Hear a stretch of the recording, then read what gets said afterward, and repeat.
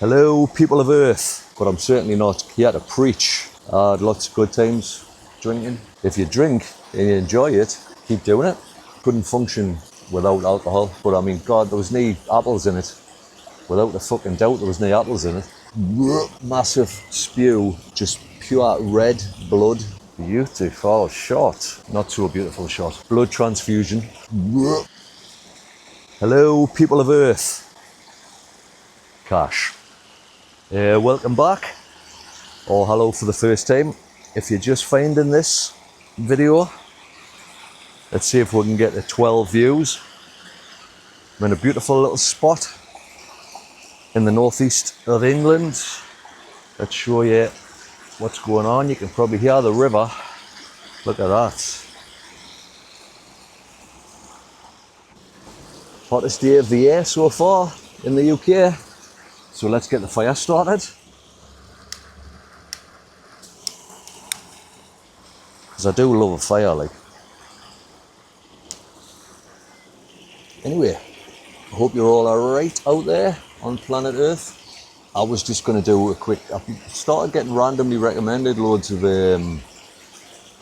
videos entitled Why You Should Quit Drinking, Why I Quit Drinking, etc, etc. So some of the people doing these other videos don't look like they've ever woke up or on a park bench in a shop doorway from a drunken stupor. They all look too healthy for my likings. Like, anyway, I quit drinking 12 years ago, and this isn't a do-gooder type of video. If you drink and you enjoy it and it doesn't have a detrimental effect on your life, keep doing it. Life's too short. But what if it is having a detrimental effect on your life? Then you should maybe think about quitting. I was going to say like I did, but I was sort of forced into quit. But anyway, I'll get onto that later. But I'm certainly not here to preach. I had lots of good times drinking. And looking back, lots of bad times. But the weird thing about drink is, even when you're having a bad time, you still think you're having a good time. I would say I was a high functioning alcoholic. I didn't like to say alcoholic, like, because, well, no, I mean, I was. I couldn't live without alcohol. And when I say live, I couldn't get by. I couldn't function in normal society without alcohol. Certainly in social situations. First time I ever got drunk, I was about 10 years old. New Year's Eve party at one of my friends' house at the time. I don't know how much I drank, but it was enough to knock us out. And that was my first experience with alcohol, and I remember waking up thinking, why do people do this? You know, 10-year-olds, you know, you do. I mean, I probably only had about, I don't know, 5 cans? Nah, maybe more. I don't know. But anyway, I'm sure I should have probably ended up in hospital actually. But anyway, I woke up and I thought, fuck that, I'm never drinking me when I'm older. And I discovered weed a year or two later, and I had knee hangovers, so I just stuck with that. And then drink gradually started to creep in around about 16-year-old, I would say. Cheap cider, 99 pence bottles of cider. Pulse or Graphite, if you're in England you might know them brands. Literally, Pulse was 89 pence for a litre of cider, and Graphite was 99 pence. But I mean, God, there was no apples in it. Without a fucking doubt, there was no apples in it. I don't know what was in it, but it done the job when you're 16-year-old. You know, that and a few joints were quite enjoyable. But I would say once I hit 18, I was legally going out to bars and stuff, is when the problems started with alcohol. Anyway, I'm not going to bore you with that, but to cut a long story short, I think I was 24 years old, and I got a free holiday off one of my mates because he'd split up with a girlfriend. And I got a free holiday to Spain, and the drinking started 7 o'clock in the morning, waiting for the plane. Continued on the aeroplane. Continued drinking when we got there. So it was a good 24-hour sesh, which, you know, wasn't the first time. But anyway, I woke up the following day and I thought, you know, obviously I knew what a hangover felt like, and I thought, this feels worse than a hangover, like. So anyway, got ready, went out, started drinking again. I took one sip of my first pint, and hold on, the fire's going out. Took one sip of that pint, instantly knew I was going to be sick. So rushed to the toilet, massive spew, no food or anything in it, just pure red blood, which was a bit concerning when you see that much blood flying out your mouth, like. Anyway, I continued to drink stupidly. I tried to drink, kept being sick, more blood. Over the next couple of days, continued to throw up blood till eventually I'd lost so much blood, I started passing out. I was just like absolutely fainting from blockage of blood. And my mate who I was with rang an ambulance, and I got took into a Spanish hospital. Blood transfusion, 6 pints of Spanish blood. So I'm probably more Spanish than I am English now. Luckily, the bleeding stopped of its own accord. But what had happened was I'd wore the lining of my stomach away by consuming too much alcohol over the years. And at this point I was only 24, and I was thinking, Christ, my drinking career has come to a premature end. And the thought of quitting drinking was too much to take, really. So I fell into a bit of a depression after that.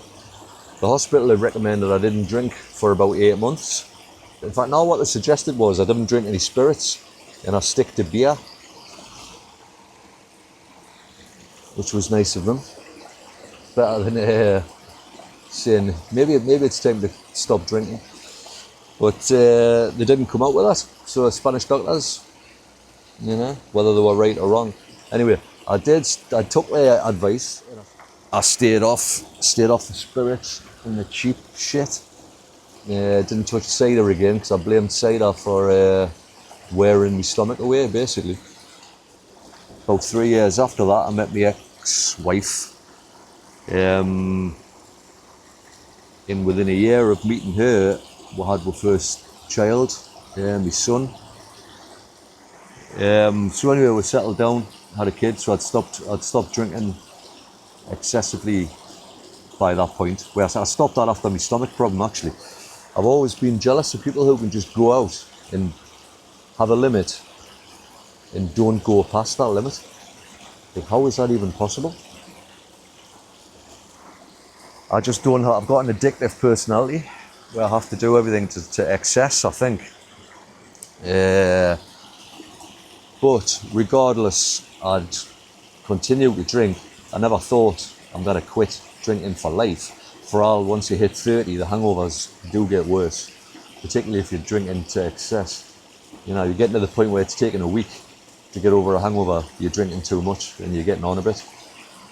And it's just not worth losing that time, you know. Like I say, it was more of a confidence thing. You were going out and you could be funny, or you'd think you're being funny, when most people probably think you're being a dick. So you think you're being funny. Where was I? I've had to make notes here because I keep forgetting. I've got to make notes because my mind doesn't work properly. Anyway, which could be from the drink or from the brain damage, I don't know. They don't help each other. Fly. If you're susceptible to depression and anxiety, alcohol is definitely going to have a negative effect on that. Like, and I did, from a young age, suffered anxiety and depression. I didn't know at the time, it wasn't a thing. Knew everyone's depressed, everyone's on a tablet. But I didn't know what depression was then. Alcohol certainly doesn't help. It's a temporary plaster for a long-term problem. Let's get to the point here. This is why I quit. and why I still haven't had a drink for 11 years and 1 month as of today. Pretty much. I was on a night the night I suffered my brain injury.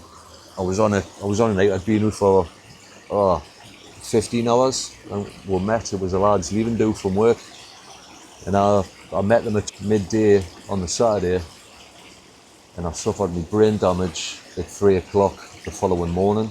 So I'd been drinking for a long time, and I was never the type who could stand without a drink in the hand. So I'd been drinking, continuously for that length of time. And I was attacked. Some knacker seen us as an easy target, I think, because I was stumbling about like a pissed idiot. Give us a whack, and I fell down and smashed my head on the pavement, bursting my head open. So that was me, brain damaged, coma for 2 weeks. What alcohol does, it puts you in a vulnerable situation.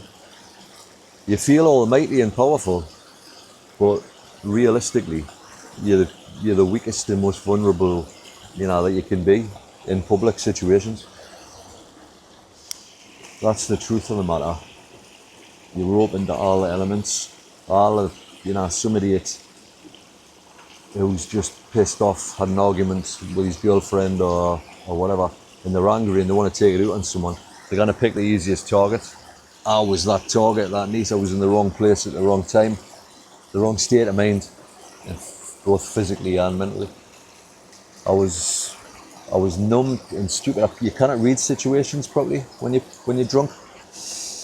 You cannot prepare yourself for what's coming. You don't have any foresight into how people are acting when you're that far gone. I'm talking about really drunk. I'm not talking about a couple of pints here. I'm talking about 15 hours of constant drinking. It's lucky that you can even walk, never mind read a situation properly. So that was the state I was in. So anyway, long recovery, blah, blah, blah. And I've never had a drink since, mainly for a lot of reasons I've just mentioned. I thought I'm never going to put myself in that vulnerable situation where I'm unable to take care of myself or people I'm with. It's just not worth it. And like I say, I'm in my 40s now. I dread to think what a hangover would be like. That's my story. So anyway, I'm not here to badger you, but if you hear anything in this video that you can relate to, then I would suggest maybe trying to quit. Jack it in. You never need it. I still got out. I drink 0 alcohol beers. People didn't even realise that I'm not drinking. It just looks like I'm having a bottle of beer. I couldn't give a shit. I'm not bothered if people think I drink or I don't drink. But if it's an ego thing, where you feel like you're gonna feel like less of a man for not drinking, then you need to get out of that frame of mind and just get out and enjoy it. There's no better than waking up with a clear head after a night out and seeing everyone else absolutely fucking done in. So, but hey, like I say, didn't quit just because this videos are lower. You got to do it for you. You got to do it for your own reasons. Like I say, I would have quit. It took a brain injury for me to quit. So I wouldn't let it get to that stage, which obviously I'm a rare case like. But didn't let it get to something where you injure yourself and you have to, or you're injured by someone else, and you have to quit. But I certainly wouldn't have had a brain injury had I not been in the state I was in that night, so I wouldn't have been vulnerable. So don't leave yourself vulnerable. If it's affecting your life in a negative way, like anything, Christ, I feel like I'm preaching on, but if it's anything affects your life in a negative way, kick it out of your life. Your life's too short, and it can be made even shorter at the drop of a hat on a night out. So, fuck, my fire's gone out. I've been talking too much and not been stoking the fire. Anyway, I've preached enough. My fire's went out. I'm devastated, and I'm going to go and catch the bus. Anyway, thanks for listening to my dribble. Hopefully I haven't been too preachy. Have I? Let us know in the comments. I'm not preaching anyone. Like, anyway, enjoy yourself. Happy days.